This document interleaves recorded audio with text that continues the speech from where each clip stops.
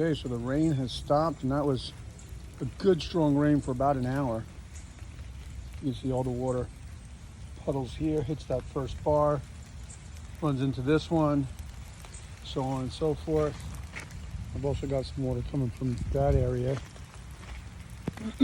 But all in all, I'm pretty happy. This whole area used to become a huge mess. All of that would get washed out. So that's in there pretty good. You can see that water bar there. So the next step will be a water bar that starts, that plant's gonna come out here. It starts right about here and goes out into the lawn, maybe 4 or 5 feet past that water bar. Then that should bring the majority of the water out here to go down that way.